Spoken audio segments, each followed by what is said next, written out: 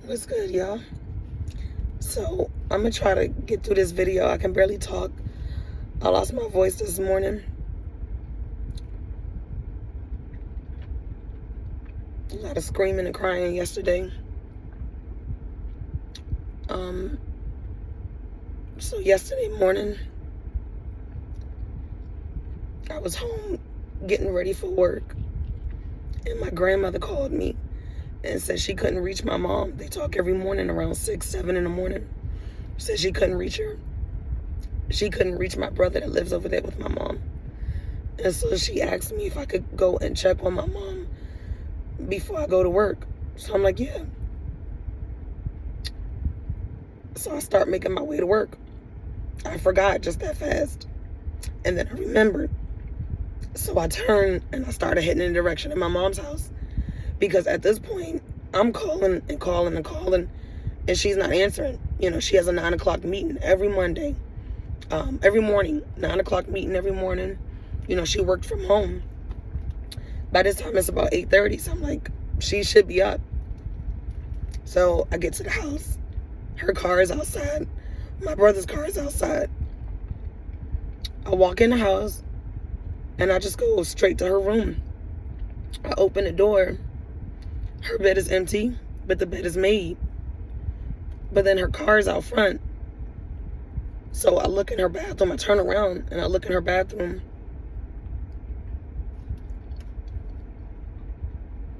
And my mom was face down on the floor. Neck was bent up in like the most craziest way. And I kept calling her name. I was screaming her name. And I was trying to turn her over. And I couldn't. And she was ice cold. She was so cold. I grabbed my phone and I called for an ambulance. You know, I'm on the phone with 911. And it's just like I couldn't even get the words out properly. I just kept saying the address over and over and over. I said, send an ambulance. And then I would say the address. Send an ambulance. Say the address. Say the address. Say the address. Send an ambulance. And I told him, you know, my mom, she's not moving. She's face down on the bathroom floor. This was yesterday morning.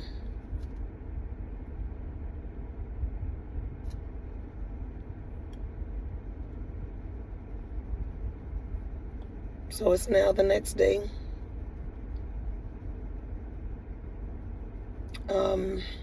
Earlier this morning, we made the arrangements for the funeral. Like, one thing they don't tell you about when somebody passes away, everything just goes so fast. Literally, my mom's body had not even been removed from the house.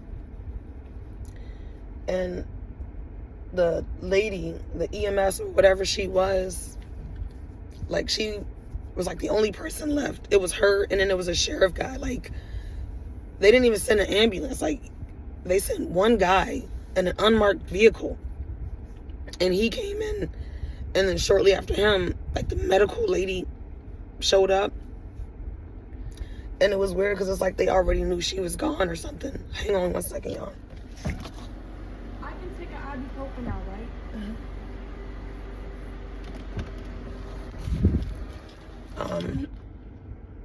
So yeah, like, the fire people came in. It's like they still never sent the ambulance. You know, firefighters came, and they, you know, I told them where she was. They went in there, and he came back out like in less than 3 minutes, and he walked up to me, and he said, "All right, ma'am, so unfortunately," I don't even know what he was about to say after that. I knew, you know, when I was on the phone calling for the ambulance, and I kept screaming her name and trying so hard to turn her over so I could try to do CPR. I could not turn her over. While I was on the phone with the people when I first was calling, my brother, like, he heard me screaming, and, you know, he came out the room, like, what's going on? And I just pointed to my mom's room, and I just kept saying, Mom, Mom. And he went in there. He couldn't turn her over. Like, it was just literally nothing that we could do. She was already ice cold. And I know that she had went out of town last weekend, and she got back, like, on a Monday. And when she got back, like, you know, she just wasn't feeling well over the couple of days. And then she took a COVID test, like, last week, Wednesday. Wait, hang on. I'm messing this up. So she had went out of town, and the week that she came back, she took a COVID test a couple of days later, and that came out positive. And, like, my mom is not, like, a sickly person. You know, she has high blood pressure, and because she's got, like, arthritis in her knees. She's only 57. But she wasn't, like, in and out of the hospital type of thing, you know. She didn't need equipment to breathe and stuff like that.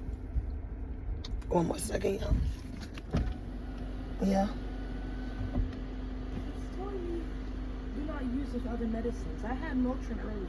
Well, remember what the doctor said. As long as you take it 3 hours apart, you'll be fine.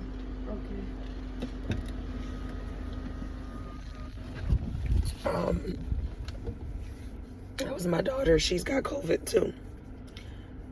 Yesterday, the EMS worker, she was asking me to, you know, about my mom's medical history, you know, basically trying to piece together what could have led up to this. And I told her that she had went out of town, and she ended up having COVID when she came back.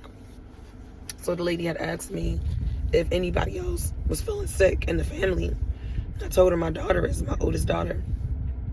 And she said, you know, it would be a good idea to get her tested for COVID. So this morning, I couldn't do much of anything yesterday. This morning I took her and we found out she has COVID. So, you know, she's just trying to take Motrin and Tylenol, and because y'all know ain't no cure for COVID. You just gotta let it run its course. But the lady at the hospital was like, you know, for her being the age that she is, she's young, she's healthy. All the other tests that they ran on her oxygen functions, all that stuff, perfectly healthy child. So she said, you know, she's feeling pretty confident that my daughter's gonna be fine. But anyway, so before they even removed my mom's body, the lady was asking me, you know, what funeral home do we want for her to be released to? Where do we want her to be taken to? And I'm like, I don't know. So we had to find a place and quickly, you know, figure out with them how do we do this. And they sent a vehicle and some people to, you know, go ahead and remove the body. The lady that was there, she was like some type of EMS worker, but like,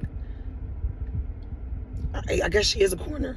The craziest thing is the coroner got there before any type of help got there, you know.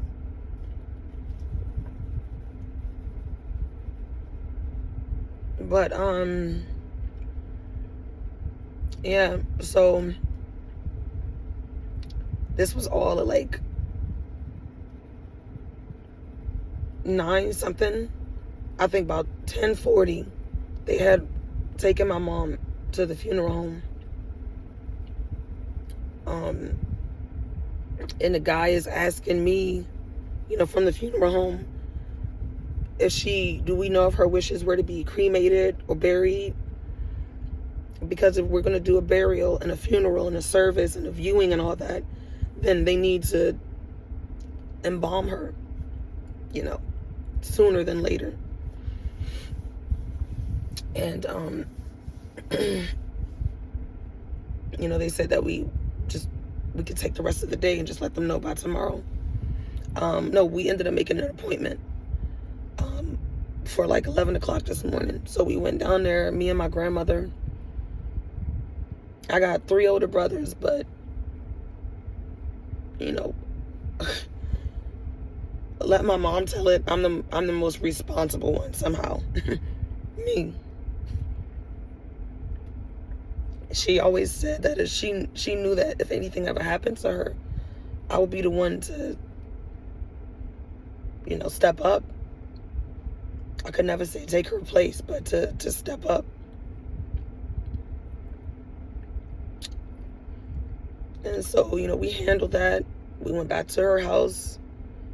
Well, first, me and my grandmother came back home, check on my kids, because I didn't want them coming to the funeral home and sitting there while we're talking about all of this stuff and picking out caskets and creating the obituary. Like, I'm telling you, everything happened so fast, like within 24 hours. All of the stuff they were talking about, pricing and numbers, and I think right now we're up to like $15,000. Luckily, my mom did have a life insurance policy that's going to be able to cover this. But I'm still trying to get into her. Well, I got her phone, but I'm still, going through her emails and text messages and just trying to figure out what's what, who do I need to call, and what's what, all that stuff. A couple of months ago, she gave us the number of this guy and said if anything ever happens to her, call him. So she had been working with somebody as far as life insurance and, getting stuff settled. A lot of people don't do that. I mean, she was 57. I wouldn't have thought she needed to do that, but I mean, of course, it's good to start, getting that stuff in place. Like, my grandmother is like mid-70s, I think, and she don't even have that stuff put together. And so, like, I'm so scared, man. It's like, if I lose my grandmother right now, I don't even want to speak that into existence, but I can't lose nobody else, like, right this second, man. Like, my grandmother's here, staying with me at my house and trying to help me figure stuff out. I'm going to be moving back into my mom's, her other house, where my brother lives, because it's a bigger house, there's more rooms, and we're going to move back over there. My grandmother says she's going to go ahead and move in with us as well and just help us.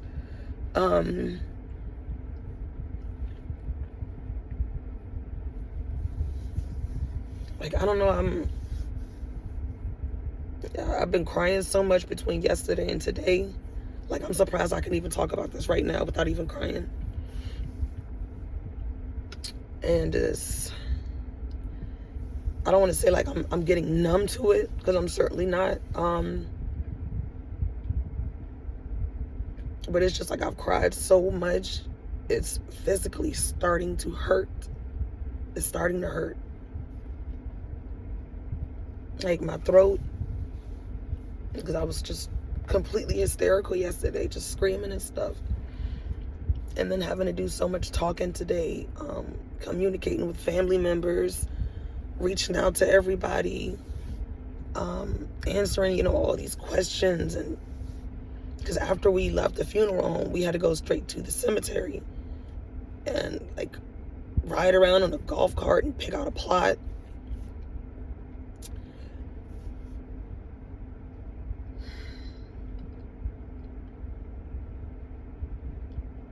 So, yeah, man, listen, if you watching this right now, turn this off and go to your mother.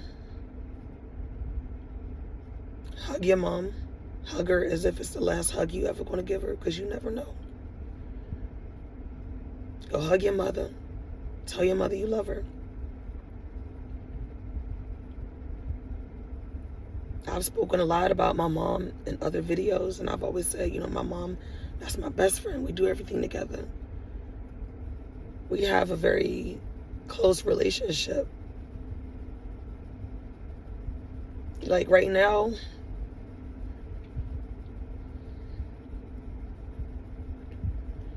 I just wish I had, like, somebody to talk to.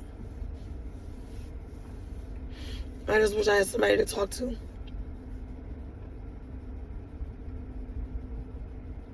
But I'm alone, sitting in my car.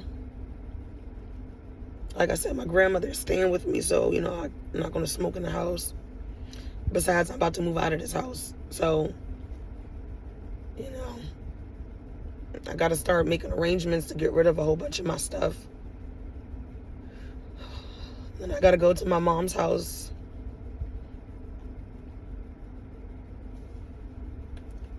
And bagging up her clothes for Goodwill and stuff for donations.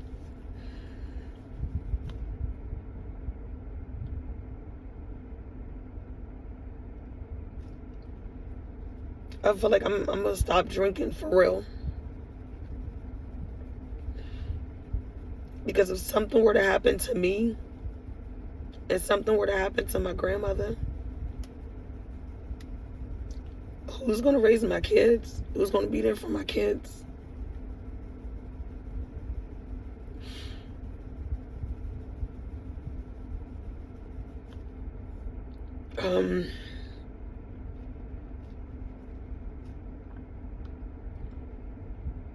So yeah, that's where we are. You know what? Another thing that makes me kind of sad, like,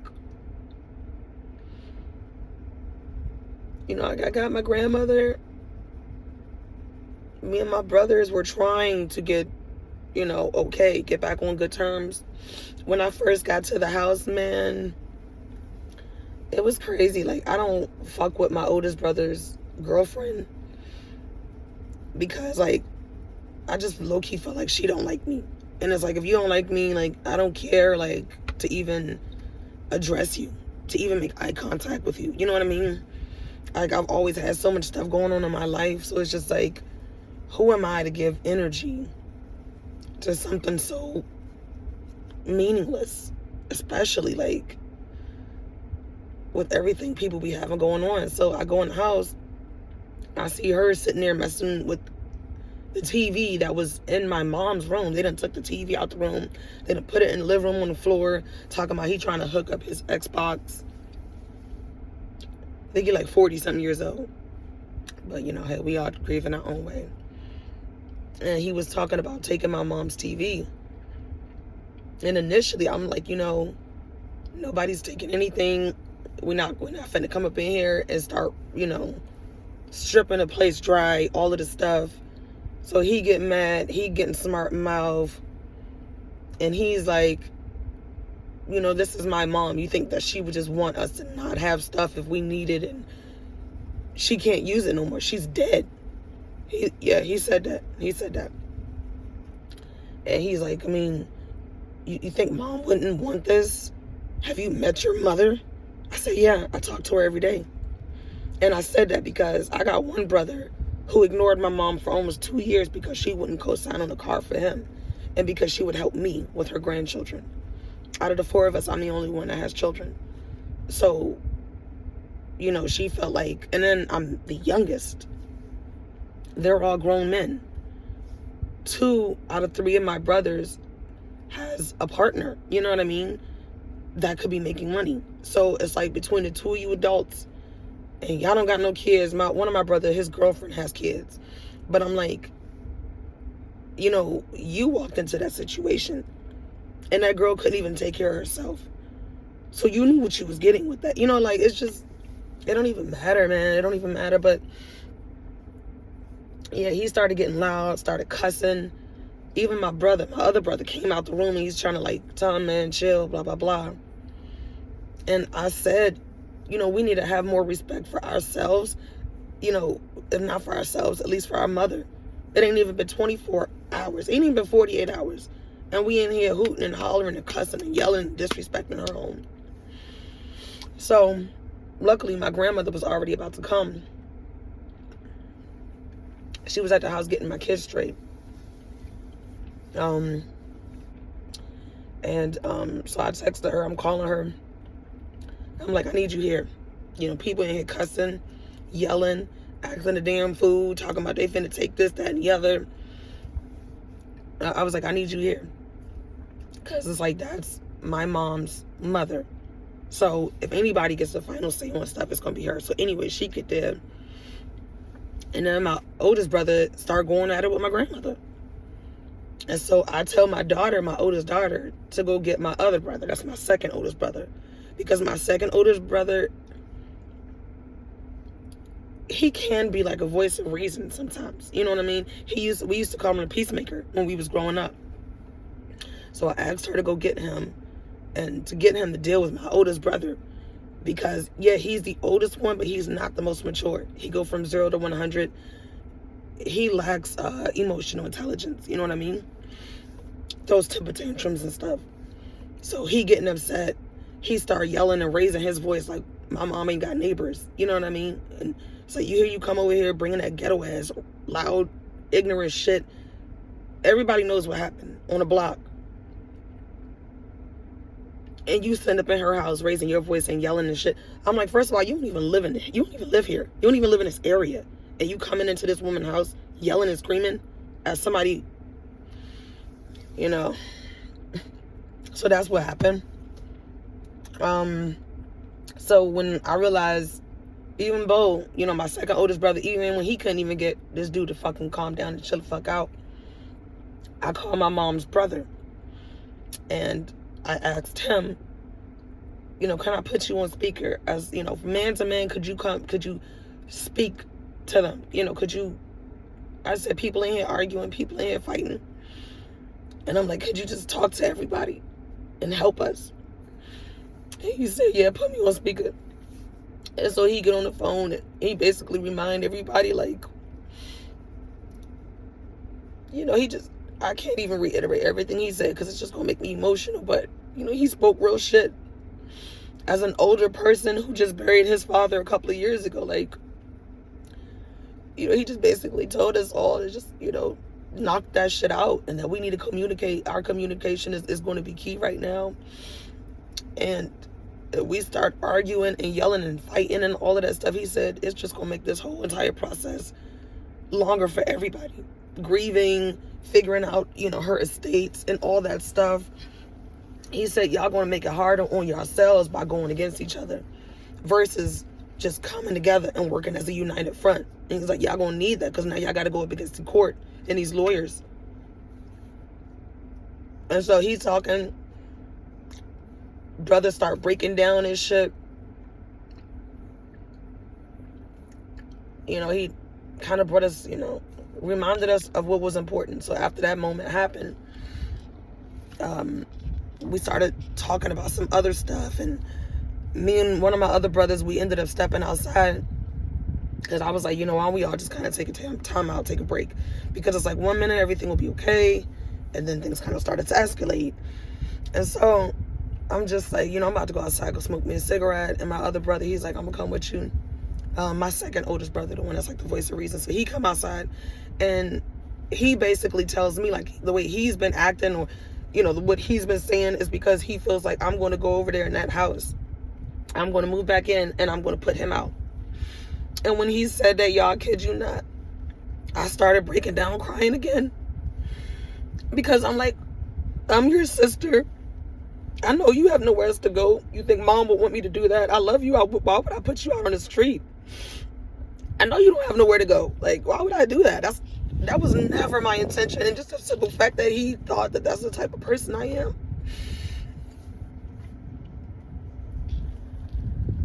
Let me try to put my phone down and get some water, y'all. See if I can take my cord out without messing up. Okay. Excuse me, like trying to get myself together. But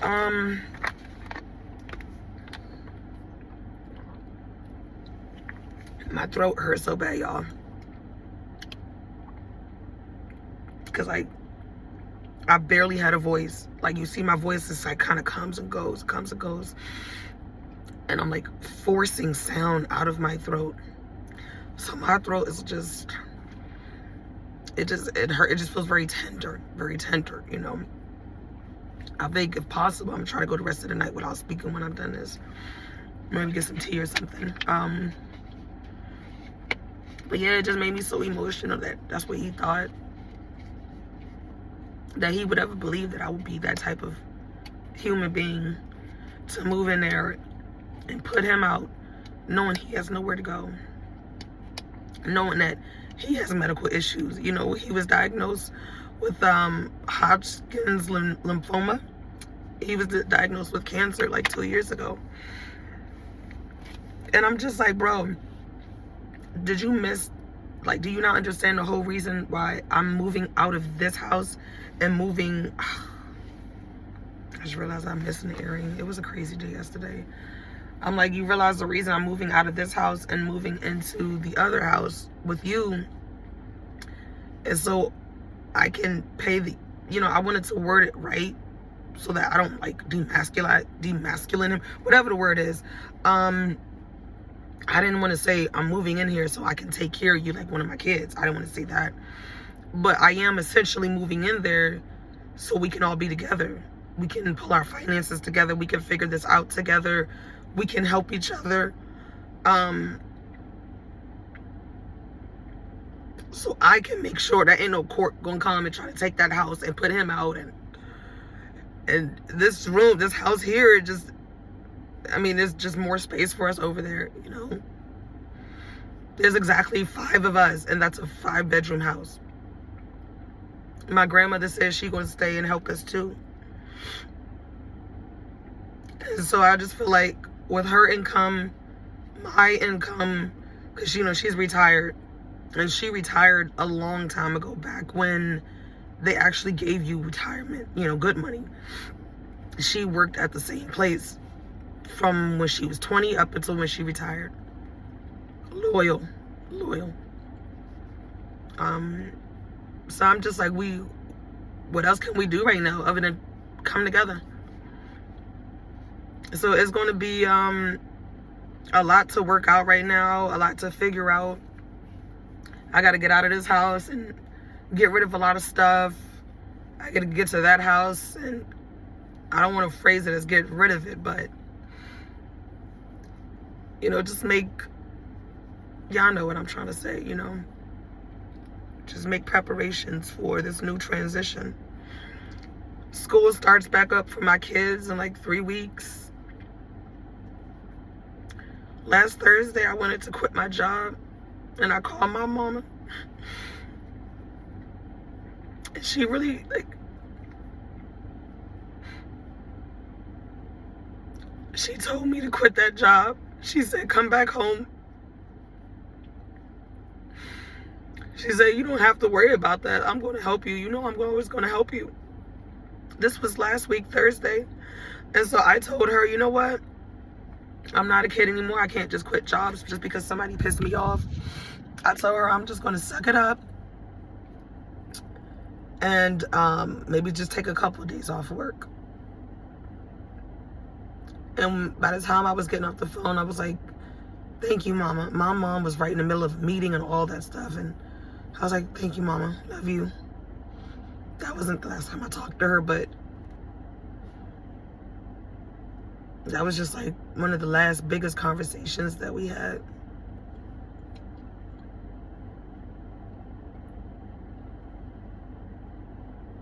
Man, I feel so fucking lonely. I wish that I could call her and talk to her. I wish that I could tell her about how hard everything is right now.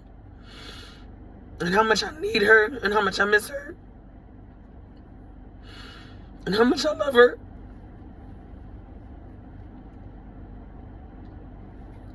And I will never be able to do that again.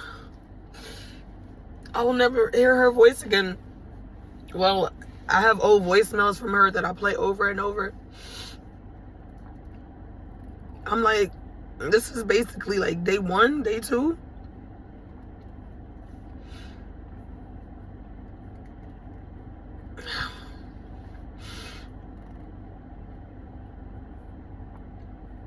So when we got back to this house, to my house from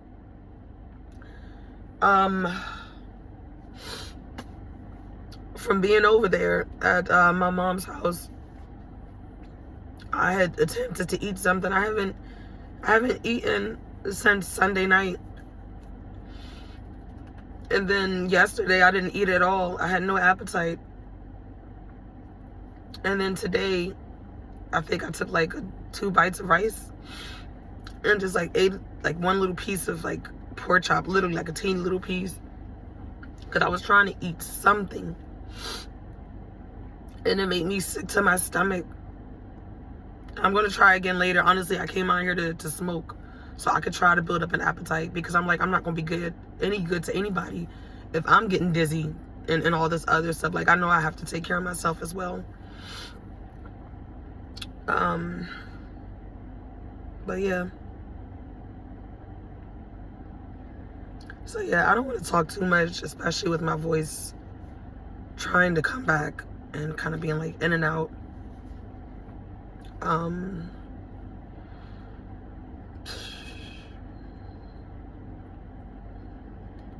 This is like my little online journal is taking a turn.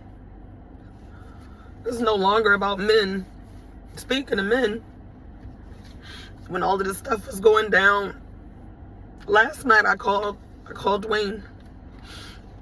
And he answered the phone and we talked. He offered to come over here last night to be with me, so I wasn't alone. My grandmother had came in from out of town. I thought that she was going to go to my mom's house, but she came straight here. And she's like, I'm gonna stay over here with y'all. And so since she was here, and I was just such an emotional wreck.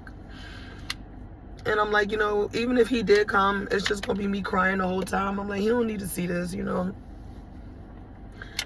So I was just like, you know, thank you, I appreciate it, but you know, let's just keep it as like a family night tonight. Let me try to process. And so my night of sleeping last night was crazy. I woke up at like 3 o'clock in the morning. And I was up for a minute. And then like, it felt like I had went to sleep and woke up like at least 15 times. And every time that I went to sleep, I was only asleep for like 5 minutes at a time. But every time I woke back up, it just kept coming back to me. The way I found her. And how I couldn't turn her over. I just can't believe it, man. I just cannot believe it.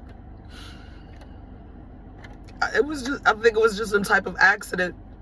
I don't know if she, you know, with all the medication she's on, and then she ended up getting COVID, and I don't know, maybe she got dizzy, and then she fell, and then when she fell, like, she hurt herself real bad and lost consciousness. I don't know, man. And could you believe the funeral home people were saying that they could do an autopsy for $5,000? This world is trash. Trash. You gonna charge me $5,000 to tell me what happened to my mother?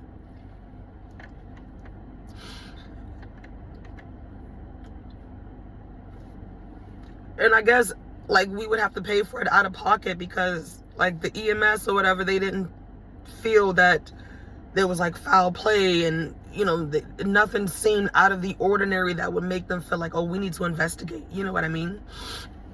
So I guess they ruled it like an accidental death and that she died of natural causes.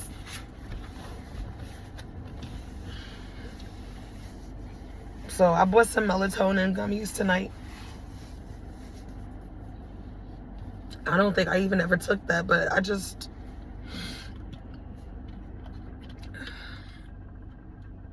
It's cold. I just wanted to have a night of sleep. I just wanted to try to sleep tonight without being up every whatever. You know, it was like at one point I laid there and I just started crying again.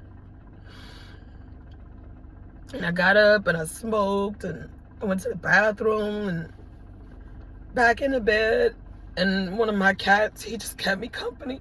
It's like he knew what was going on. Like he knew I was hurting real bad. And he just laid so close to me. Oh, man. So, I'm about to end this video, but 2 things that I have realized from losing my mom so suddenly. Well, 3. The first thing is, you never know what's going to happen. You have to prepare.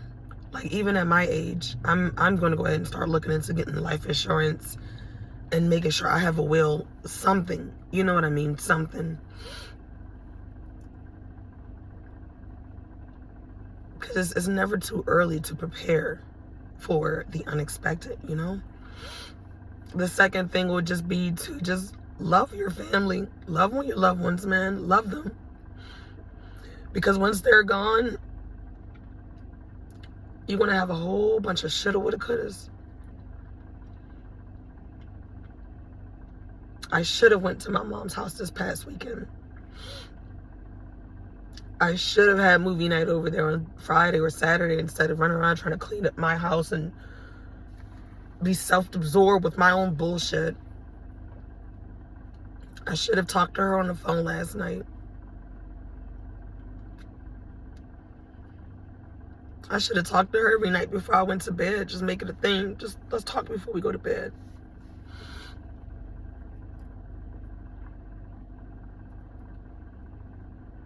And then the other thing,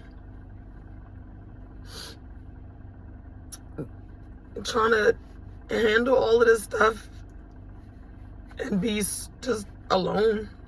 And it's like, it's not that I'm alone. I have my grandmother, I've got my kids, but I'm still alone. I still feel alone. Like, when we had got back from the house, my grandmother, you know, she was down there on the couch, and I just wanted to sit next to her, just sit with her, because I didn't want to be alone. I had been sitting upstairs in my room, and it was like, I don't want to be alone. All of this time, man, all of this time, I was always fine with just being by myself and just doing my own thing. But I didn't want to be alone. But she's like, I'm gonna just go ahead and get some rest. I'm gonna take a nap. And I didn't tell her I don't want to be alone.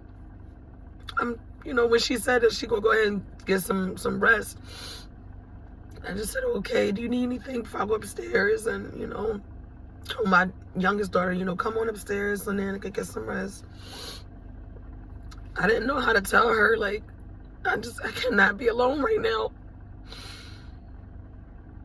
And so I go upstairs with my daughter, and she's 7. She doesn't understand. So she's like playing on the iPad and, oh, mommy, look, you know, she don't get it.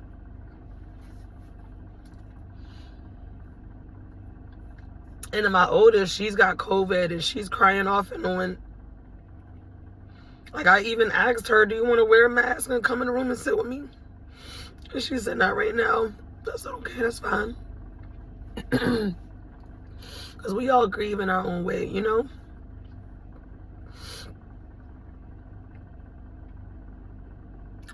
But it's just the fact that I just wish I did have somebody, you know, to be there with me. Somebody to, like, kind of hold my hand through this. Like, somebody to freaking hold me and rub my back while I cry and just be like, it's gonna be okay, you know, I'm here. But I don't have that either.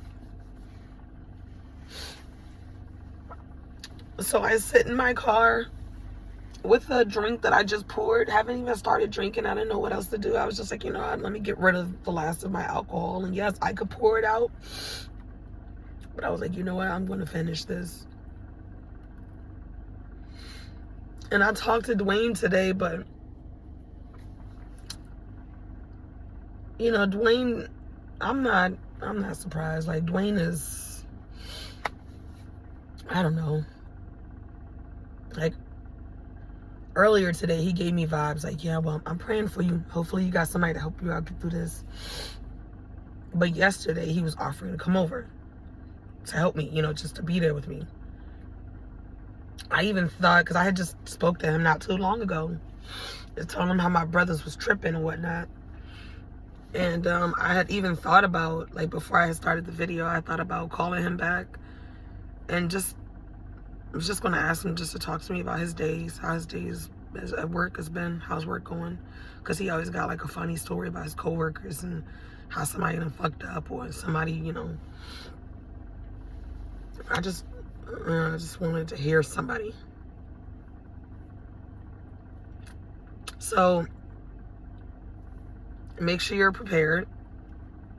Love on your family members as if every time you see them is going to be the last time. Because you never know. It just might be the last time. And then the third one, like, I don't know how to really phrase it, but all of these people out here playing around with relationships, breaking women's hearts, you know, using men for money, dogging each other out. There's going to come a time when you are so alone, it's so miserable, and there's nothing you could do about it. But think about that one good person that you had and how you wish that they were here. But that's going to be it for me right now, y'all. My kids are looking for me too, so yeah, I think we're done talking for now. Y'all be safe.